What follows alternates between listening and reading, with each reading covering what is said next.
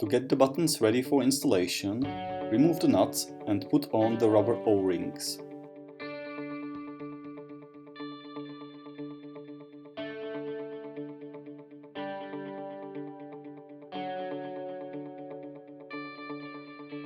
Insert the first button into the housing with this side of the connector facing up.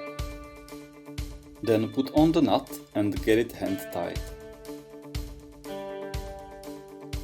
Last, use the 3D printed wrench or a regular 10mm wrench to tighten the nut firmly.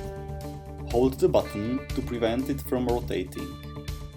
It's important that the nut finishes in the position with the flat surfaces facing up and down, otherwise you may not be able to fit the display under the nut later.